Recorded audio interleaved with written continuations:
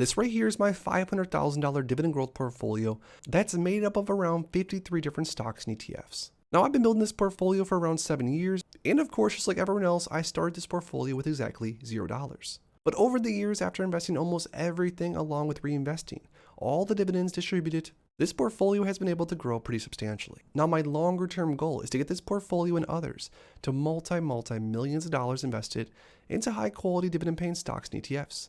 And I'm planning on doing whatever it takes to get there. In this video, we are not only going to go over and reveal every single position in my largest dividend growth portfolio, but also go over all the dividends I get paid on a monthly basis, which currently is averaged out to around $70 every single day of truly passive income every single day of the week. Now stick around because we have a lot to go through. Right after you, please drop a like on this video and subscribe for more future content like this. Now before we dig a little bit deeper into this portfolio, I want to talk a little bit about why I think dividend investing is the only true form of passive income. Now, according to Investopedia, passive income is income generated from someone other than an employer or contractor. It can be generated by earning interest on savings, getting cash back or rewards on credit cards, renting out a space, or purchasing dividend-paying stocks, and so on. And even though, to be fair, there are different ways to generate income that could be considered passive, there's really almost nothing as easy or as truly passive as buying into a stock or an ETF and getting paid out a dividend on a monthly or quarterly basis. And this is one of the main reasons on what drew me into dividend investing. Even though I knew it was going to be a slow and strenuous journey to get to any sort of meaningful dividend income, I still figured that because of the passive nature of the investment vehicle, it would definitely be worth it, and boy has it ever. So now going through my largest dividend growth portfolio, sorting everything by the biggest holding to the least big holding. We first off have 1,000 shares of Apple stock, which I bought years ago at around $118 per share. These Apple shares are now up around $60,000 and are definitely a staple of my entire portfolio. Next up, we have 883 shares of Realty Income. Realty Income is definitely my #1 favorite real estate investment trust. And across all my portfolios combined, I think I own around 2,200 shares of Realty Income as of right now. Next, I have 1,114 shares of Devo. I have 671 shares of JEPI, the JP Morgan Equity Premium Income ETF. I then have 1,000 shares of Verizon, which I'm down quite a bit on. Next, I have 503 shares of BST, the BlackRock Science Trust. I have 555 shares of EPD Enterprise Products. I then have 300 shares of JEPQ in this portfolio, 100 shares of JP Morgan stock. Then I got 820 shares of QYLD, 1,661 shares of BDJ. We got some SCHD in here, 159 shares, 300 shares of OHI. We have 185 shares of XYLD, 215 shares of NUC, 105 shares of National Retail. I got 24 shares of UPS, 47 shares of PNW, 419 shares of ETJ. Next, we got 46 shares of WP Carey, 442 shares of MPW. We got some BCHE 77 shares, VNQ, the Vanguard Real Estate ETF, we got 26 shares of that. Main Street Capital, 52 shares. Extra Storage Space, 16 shares. Some MPG, we got 15 shares of that. We have 78 shares of BUI, 54 shares of UTG. We got a little bit of Walgreens, 50 shares of that. KMI, we have 59 shares. QQQX, we have 42 shares. 6 shares of T-Row, 17 shares of PBA. I got 4 shares of DLR, 9 shares of SPY, 8 shares of STAG, 16 shares of TSLY. APLY, we have 7 shares. KMB, we have 1 share. Horizon, we have 1 share. RQI, we have 10 shares.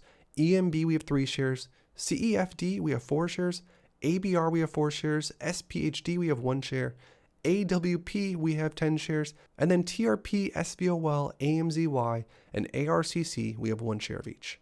This portfolio, as you see, is worth around $503,000 as of the filming of this video. So now before we go in and look at all the dividends that I currently get paid on a weekly, monthly, quarterly, yearly basis, please comment down below your #1 favorite holding in this entire portfolio as it sits currently. So now we get to the fun part. This right here is my current estimated income on an annual basis for all the stocks you just saw in the portfolio. So as the portfolio sits, my estimated annual income for just this one portfolio is around $25,391 per year, or estimated averaged out around $2,115.95 on a monthly basis. Now $2,100 divided by around 30, which is on average around how many days are in a month, this portfolio is paying me around $70 every single day for doing absolutely nothing. So if we were to sort the entire portfolio's dividends by biggest payouts to least big payouts, the JP Morgan JEPI Premium Income ETF pays the most at about $3,600 on a yearly basis.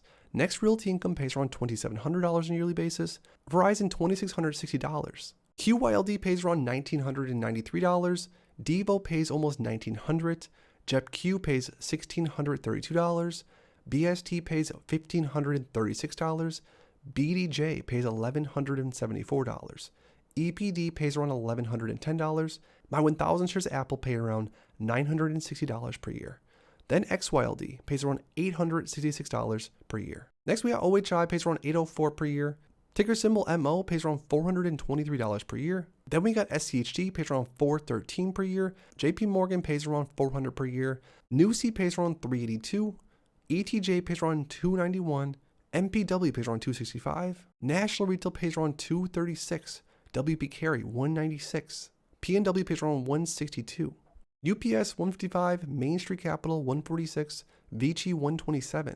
UTG $123, SPG $114, BUI $113, TSLY $112. Then we got B&Q $98, WBA Walgreens $96. Then we got QQQX at $70. We have KMI at almost $67. We have SDIV at $61. We have SPYI at $51. Extra Storage Space pays around $39. We have AMLP that pays around $38. We have PBA around $33-ish. ABR pays around $30. TRO pays around $30. DLR almost pays $20. APLY almost $19, RYLD almost $18, HRZM pays around $13, then we got $11 from STAG, $11 from CEFD, RQI pays around $10, EMB pays around $7, PGX pays around $5, AWP $4, KMB $4, SVOL $3, ARCC around $192, SPHD almost $2, and CII pays almost $1. So there's every single position in this entire portfolio's estimated annual payouts. And just like I asked you a second ago, I would love for you to comment down below your favorite position in this entire portfolio. Let's say you would only hold one forever. So there we have it. That's exactly what it looks like inside of a $500,000 portfolio.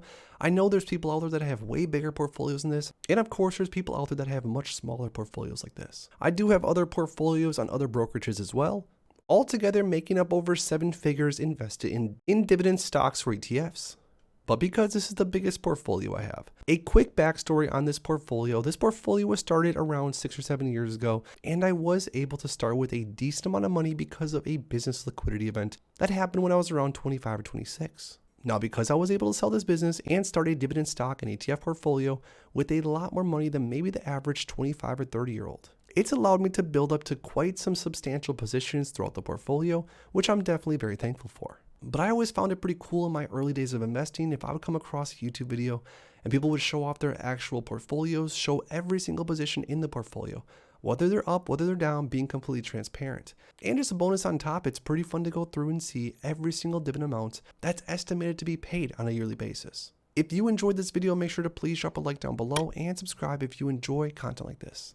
Thanks as always for stopping by, and if you are interested in investing, make sure to check out these recent videos I posted right here.